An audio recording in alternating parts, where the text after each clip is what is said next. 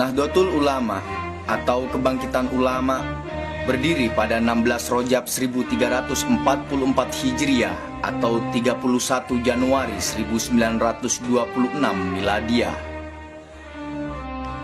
Organisasi ini pertama dipimpin Hadratus Syekh Kiai Haji Hasyim Asy'ari sebagai Rois Akbar, seorang di antara pejuang kemerdekaan Indonesia.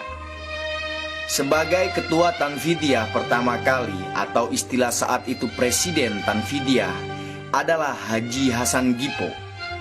Didukung sejumlah nama tokoh seperti Kiai Dahlan Akhyat Kebon Dalem, Kiai Haji Mas Alwi bin Abdul Aziz, Kiai Abdul Wahab Hasbullah, Kiai Bisri Samsuri, Kiai Halim Lemuding, Kiai Abdullah Fakih Mas Kumambang Gresik, Kiai Asnawi Kudus, Kiai Mas Nawawi Pasuruan, Kiai Haji Dahlan Abdul Qohar Mojokerto, dan Kiai Haji Raden Muntoha Madura. Istilah Nahdlatul Ulama pertama kali muncul atas usulan Kiai Haji Mas Alwi bin Abdul Aziz dari sebutan yang sebelumnya dilontarkan Kiai Abdul Hamid, pimpinan Pondok Pesantren Sedayu Gresik, dalam rapat para ulama pendiri di Kampung Kertopaten, Surabaya. Sedang lambang Nahdlatul Ulama dicipta oleh Kiai Ridwan Abdullah. Sejak berdirinya hingga kini, Nahdlatul Ulama mempunyai komitmen yang tegas dalam mengiringi perjalanan sejarah Republik Indonesia. Untuk menegaskan prinsip dasar organisasi ini, maka Kiai Haji Hasyim Asy'ari merumuskan kitab Qonun Asasi atau prinsip dasar. Kemudian juga merumuskan kitab I'tiqad Ahlussunnah wal Jamaah. Kedua kitab tersebut kemudian diejawantahkan dalam Khitoh Nahdlatul Ulama yang dijadikan sebagai dasar dan rujukan warga Nahdlatul Ulama dalam berpikir dan bertindak dalam bidang sosial, keagamaan, dan politik. Apa yang dikatakan cultural properties, milik-milik atau hak-hak milik apa itu namanya budaya sudah ada beratus-ratus tahun sebelum. Jadi jangan dilihat NU pada waktu berdirinya saja atau Muhammadiyah waktu berdirinya, tapi ternyata itu ada budaya yang sudah beratusan tahun di sini. Baru belakangan diinstitusikan, dilembagakan. Jadi ada perbedaan antara budaya dan institusi. Nah, NU itu adalah pelembagaan dari aspirasi yang sudah ada. Yaitu ketika, dan ini sudah lama keinginan mengadakan pelembagaan. Tahun 13 ketika ada SI, itu Kiai Wahab bersama beberapa orang kiai lain itu belajar di Mekah, mendirikan SI cabang Mekah. Tapi kemudian pecah perang dunia ke-1 kan, tahun 1914. Nah akhirnya ya sudah, ketika Kiai Wahab pulang, Kiai Bisri sudah pulang duluan. Nah, dia pulang, akhirnya dia mendirikan Nahdlatul Tujar, kebangkitan para pedagang. Itu ada aktenya itu. Kemudian dari situ lalu beliau pindah ke Surabaya menjadi klub Taswirul Afkar, konseptualisasi pemikiran. Nah, dari sana berdiri menjadi apa itu namanya Madrasah Nahdlatul Wathon.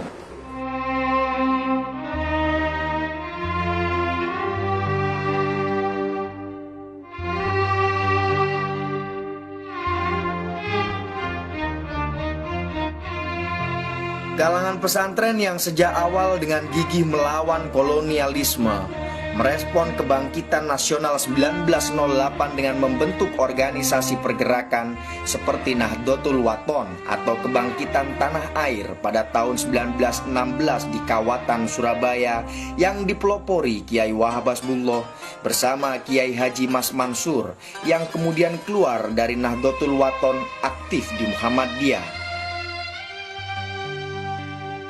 Pada tahun 1918 didirikan Taswirul Afkar di kawasan Kebon Dalem, Surabaya sebagai wahana pendidikan sosial politik dan keagamaan kaum santri. Sebelumnya, sepulang dari menempuh pendidikan Islam di Mekah, Kiai Wahab sempat mendirikan Nahdlatul Tujar atau Pergerakan Kebangkitan Kaum Sodagar. Serikat ini dijadikan basis untuk memperbaiki perekonomian rakyat. Nahdlatul Wathon itu kan bangkitnya pribumi, bangkitnya penduduk atau bangkitnya orang-orang tanah air. Itu sekolahan itu namanya seperti itu. Jadi sudah ada satu bukti ya bahwa NU itu dalam gerakannya itu membangun nasionalisme. Sekolahan yang pertama kali ini dinamakan Nahdlatul Wathon. Setelah itu Farul Wathon, Hidayatul Wathon. Di belakangnya itu mesti ada watonnya. Waton itu bahasa Arab, dalam bahasa Indonesia ini tanah air. Jadi ini sudah menunjukkan bagaimana NU melakukan pembangunan nasionalisme bangsa melalui cara-caranya sendiri. Pada perkembangan berikutnya,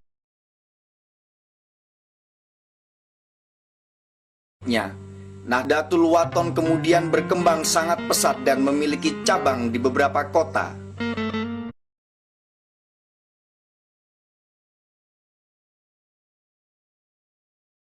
Selain di Surabaya, juga di Gresik, Malang, Banyuwangi, Semarang, hingga di Menes, Banten. Ketika Raja Ibnu Saud hendak menerapkan asas tunggal, yakni madhab Wahabi di Mekah,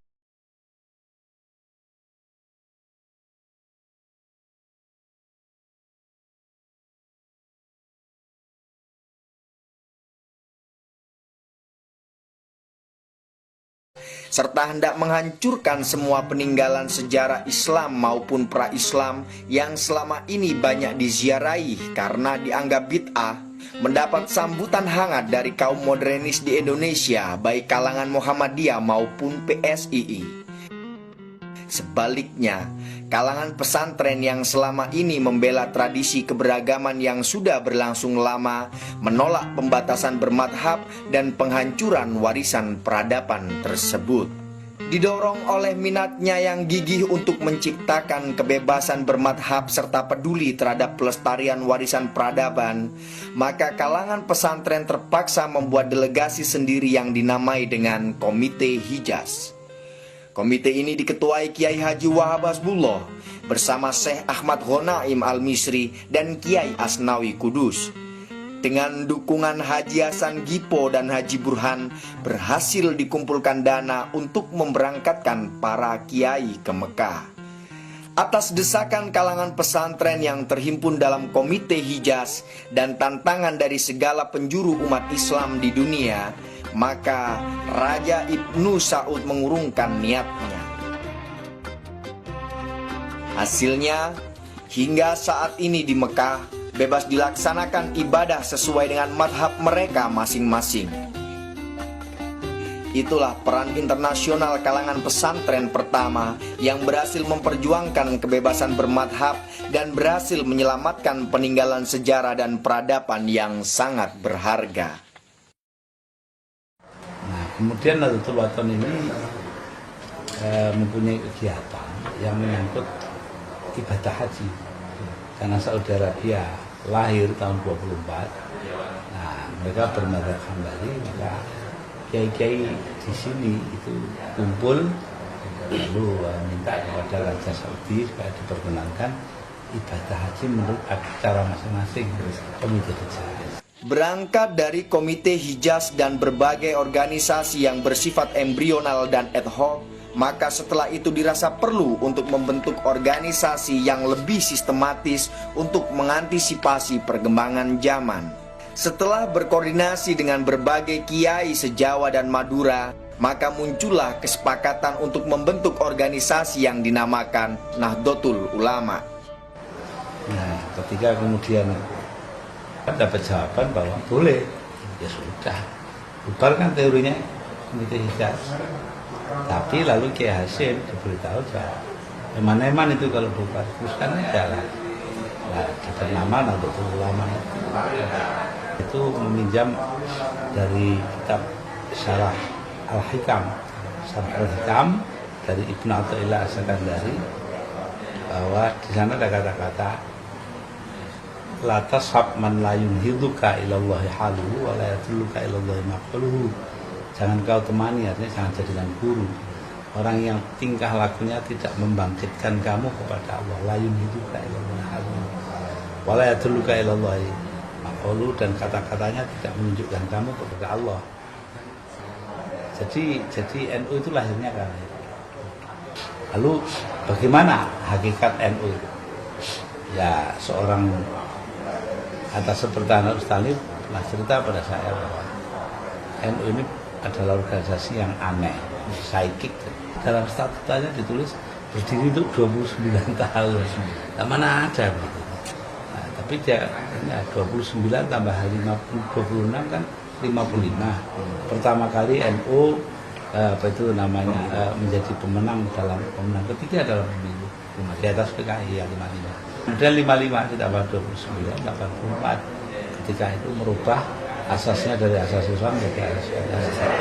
Jadi di sini kita sudah melihat bahwa ada kaitan erat gitu loh, dengan masalah-masalah kebangsaan.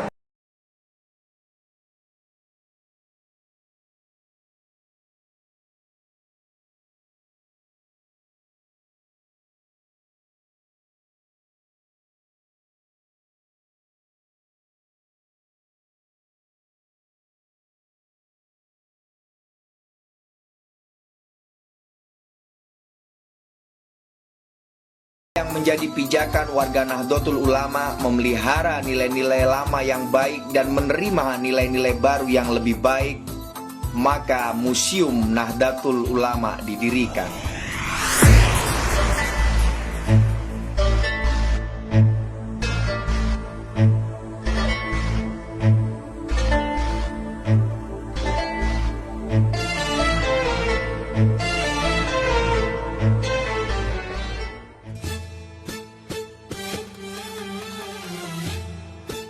Museum ini merupakan obsesi sejumlah pemimpin Nahdlatul Ulama seperti Kiai Haji Abdurrahman Wahid untuk menjadi pusat informasi dan aktivitas kebudayaan bagi warga Nahdliyin untuk meneguhkan komitmennya terhadap Negara Kesatuan Republik Indonesia. Gedung Museum Nahdlatul Ulama berlokasi di Jalan Gayung Sari Timur 35, Surabaya. Museum ini dibangun dengan arsitektur bergaya Islam Mediterranean dan bernuansa klasik, karya almarhum Insinyur Haji Slamet Budiarsono, seorang arsitek dari Institut Teknologi 10 November 1945 ITS Surabaya.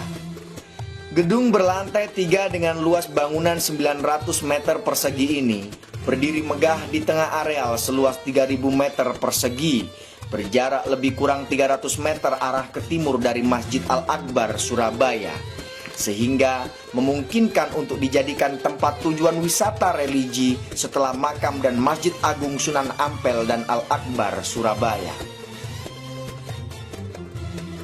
Museum Nahdlatul Ulama menyimpan dan memamerkan berbagai dokumen historis Nahdlatul Ulama, benda-benda seni dan pusaka bersejarah, maupun karya tulis para ulama Nahdlatul Ulama.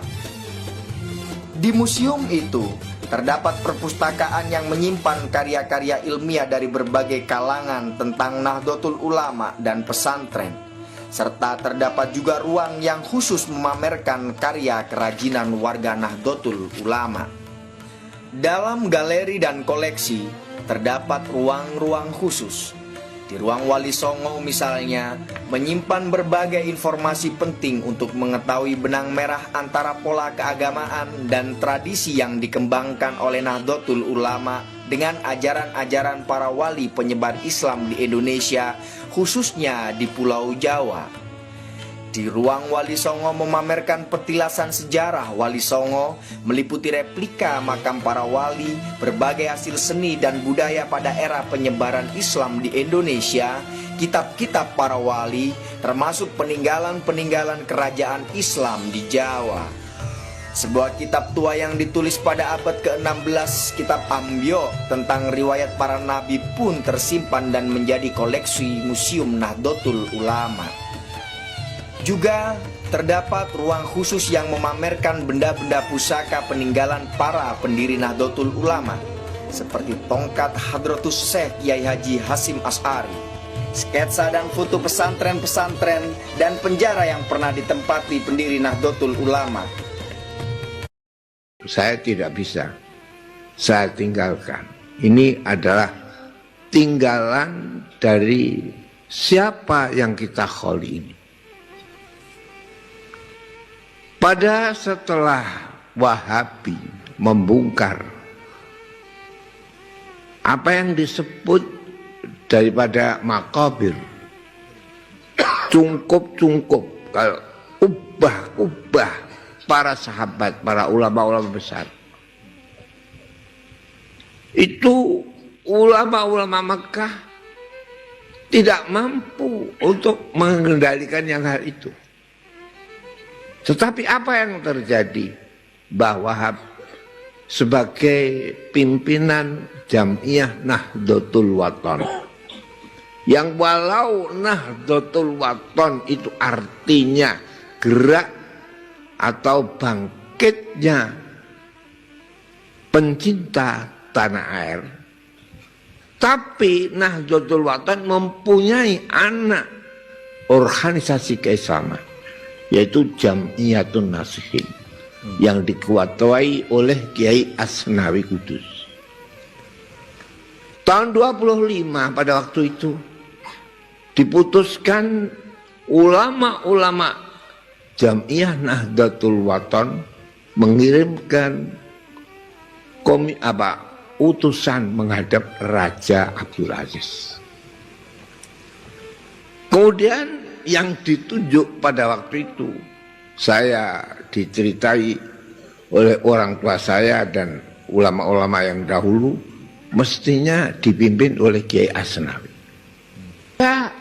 Delegasi ulama Nahdlatul Wathon sering disebut-sebut ulama Nahdlatul, sehingga akhirnya 25 kembali, akhirnya terbentuk apa itu yang menjadi delegasi itu komite, sehingga komite Hijaz itu tidak bisa dipisahkan dengan komite Muktamar Nahdlatul Ulama yang pertama. Jadi tahun 25 datang pakai kapal, belum ada kapal terbang. Datang Januari akhir, tanggal 27 atau 27. Dilangsungkan pertemuan ulama-ulama, dan itu dianggap sebagai muktamar pertama Nahdlatul Ulama. Penutupan muktamar tanggal 31 Januari dengan kesepakatan para ulama yang dipelopori oleh Kiai Abdul Wahab, yang pada waktu itu adalah menjadi sesepuh dan panitia utama. Semuanya, tidak satu pun ulama tidak memilih aklamasi suara yang satu memilih Mbah Kiai Wahab Hasyim Asy'ari sebagai Rais Akbar, dan wakilnya adalah Kiai Fakih Masku Mambang. Apa itu? Sebab itu ini ya, saya tidak bisa. Sebab muridnya Mbah Kiai Fakih Mas Kumambang itu yang paling utama adalah ayah saya. Pondok pertama sampai menjadi besar, ayah saya menjadi murid Kiai Fakih Mas Kumambang. Sehingga apa yang terjadi, Mbah Wahab itu ayah saya tidak bisa. Segala apapun gerak-gerik Mbah Wahab itu yang diikuti. Sampai pada akhirnya bapak saya madrasah saja itu dahulu dinamakan Madrasah Nahdlatul Wathon. Itu madrasah yang ada di Pondok Sarang. Dan saya ganti sekarang Ghazaliyah, sebab mengingat siapa yang mendirikan pondok adalah Kiai Ghazali. Mbah Kiai Wahab ada kayak begitu. Jadi al-arwahu junudun mujannadah, fama ta'arafat ikhtalafat, wama tanakarat ikhtalafat. Jiwa itu adalah sebagai kayak bala tentara yang dikuatkan, yang disatukan. Tidak bisa satu sama lain berpisah dan tidak derap yang satu. Derap yang satu inilah menunjukkan suatu kekuatan. Baghdad yang begitu besarnya kekayaan minyak, kekayaan ilmu dahulu, apa yang terjadi dikalahkan dengan Amerika. Sebab derapnya itu tentara adalah Amerika. Baghdad itu tentaranya podo karo, jadi kadang siap merokok, itu tentara Baghdad. Ini bahwa Wahab itu nggak bisa-bisa. Apa sebab? Sebab ayah saya adalah yang dekat dengan Kiai Fakih Mas Ngembang, dan Kiai Wahab satu-satunya ulama yang dekat dengan Mbah Hasim. Sehingga pernah saya ceritakan di sini, tapi tidak akan saya jelaskan di majelis ini, pernah bertemu 6 mata antara Mbah Wahab, ayah saya, dan Mbah Hasim Asy'ari. Ini Mbah Wahab adalah komite Hijaz menjadi komite Muktamar. Mbah Wahab satu-satunya ulama yang oleh ayah saya di mana saja mesti saya ikuti itu Mbah Wahab.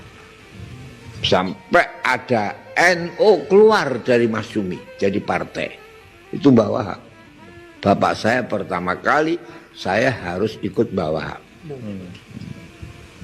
Jadi pemilu tahun 55 akhirnya berdirilah NU tahun 53 sebagai partai politik. 55 ikut pemilu, dan segala apapun putusan itu yang pecah antara kaum nasionalis dengan Islamis, akhirnya kalau tidak ada Wahab, taqabbalallah minna wa minkum taqabbal.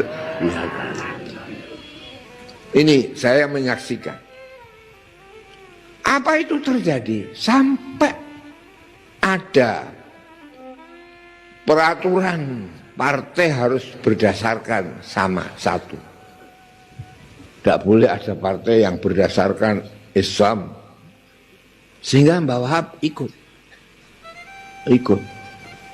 Apa itu terjadi? Kalau nggak ada Wahab, NU ya taqabbalallah minna wa minkum taqabbal. Jadi indah Mbah Wahab. Jadi NU jadi partai tahun 53. Ikut pemilu 55. NU kampanye tahun 55 di Pondok Tebu Ireng. Sebelum hari H di Pondok Tebu Ireng, karena ada akui pada waktu itu, saya 3 hari sebelum Mbah Wahab datang, belum ada, saya mondok Tebu Ireng. Jadi saya pernah mondok Tebu Ireng 3 hari. Habis akhirnya kampanye NU di Pondok Tebu Ireng, saya ikut. Mbah Wahab pulang, saya ikut pulang. Ini. Jadi saya alhamdulillah saya sudah berjanji, saya memang ya NU, dan NU-nya ya Wahabi, tapi Wahabi bukan Wahabi Mekah, tapi Wahabi tambak beras.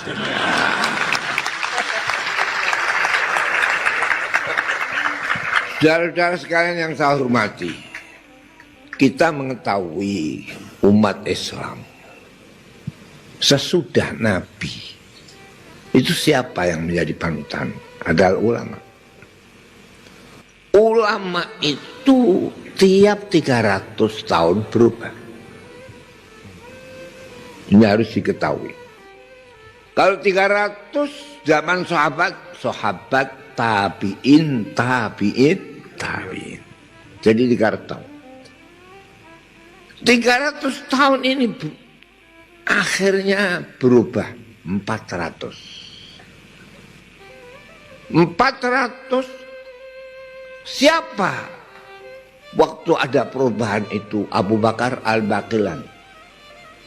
Jadi ulama-ulama yang dahulu lengkap. Pertama kali mujaddid Islam adalah Umar bin Abdul Aziz, menghimpun antara Quran dan hadis. Jadi kalau waktu zaman sahabat hanya Quran ditulis, tapi waktu tahun 200 Quran dan hadis. Sebab tidak ada apa yang diucapkan Muhammad in huwa illa wahyu yuha wa ma yantiqu anil hawa in huwa illa wahyu yuha. Ini tahun 100. 200 berubah. Apa itu perubahannya? Tidak cukup hanya Quran dan hadis. Sebab agama ini tidak hanya kepada hanya bangsa Arab, tapi agama Islam merambah ke Asia, Afrika banyak yang masuk. Mulai dari lautan Atlantik sampai ke India. Apa itu? Akhirnya dihimpun jangan hanya Quran hadis, tapi harus mempunyai 4 pilar. Yaitu zaman Imam Syafi'i. Yaitu harus Quran, hadis, ijma'